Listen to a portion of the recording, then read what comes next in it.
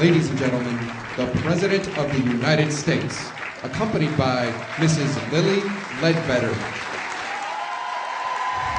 The bill that was signed into law, it will allow people 180 days from the time they learn, basically, that they're being discriminated against to file their charges with the EOC. This is a wonderful day.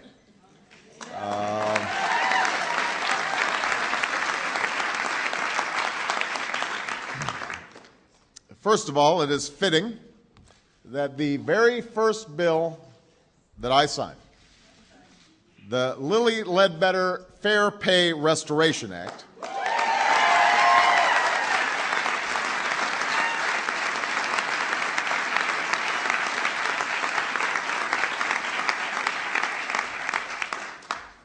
that it is upholding one of this nation's founding principles, that we are all created equal and each deserve a chance to pursue our own version of happiness.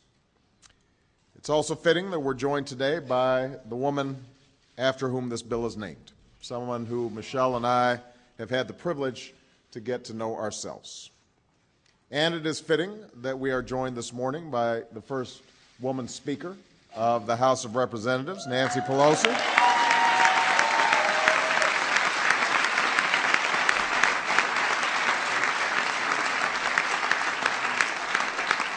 It's appropriate that this is the first bill we do together.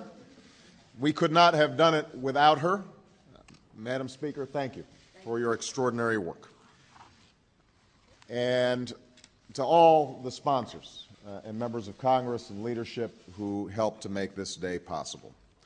Lilly Ledbetter did not set out to be a trailblazer or a household name. She was just a good hard worker who did her job, and she did it well for nearly 2 decades before discovering that for years she was paid less than her male colleagues for doing the very same work.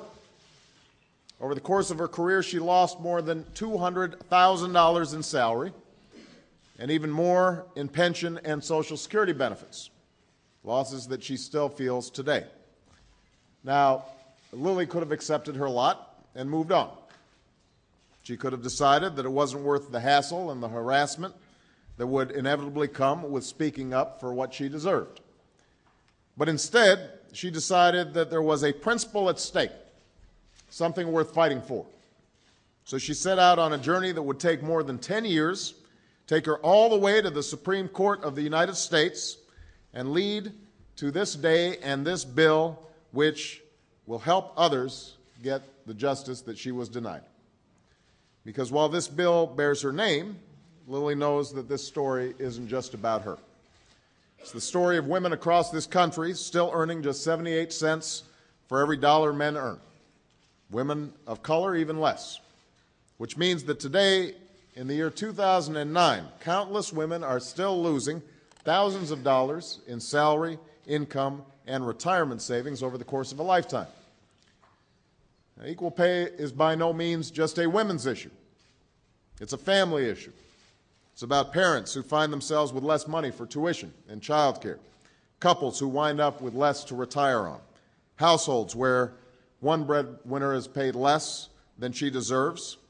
That's the difference between affording the mortgage or not, between keeping the heat on or paying the doctor bills or not.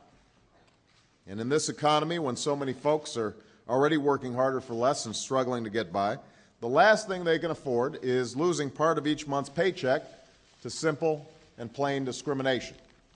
So signing this bill today is to send a clear message that making our economy work means making sure it works for everybody, that there are no second-class citizens in our workplaces, and that it's not just unfair and illegal, it's bad for business to pay somebody less because of their gender or their age or their race or their ethnicity, religion, or disability.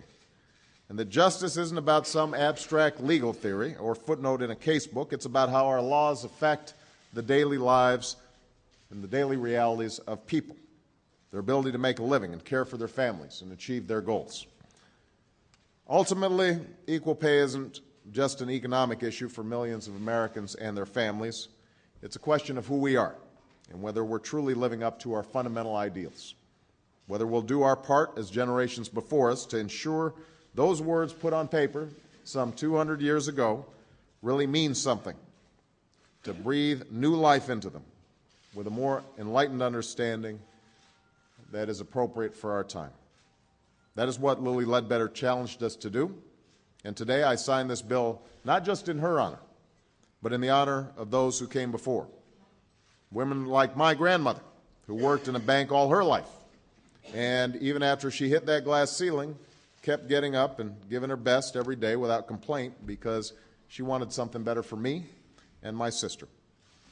And I signed this bill for my daughters and all those who will come after us, because I want them to grow up in a nation that values their contributions, where there are no limits to their dreams, and they have opportunities their mothers and grandmothers never could have imagined. In the end, that's why Lilly stayed the course.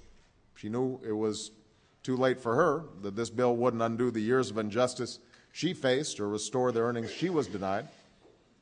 But this grandmother from Alabama kept on fighting because she was thinking about the next generation. It's what we've always done in America, set our sights high for ourselves, but even higher for our children and our grandchildren. And now it's up to us to continue this work.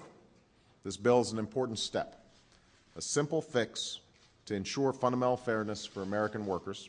And I want to thank this remarkable and bipartisan group of legislators who worked so hard to get it passed.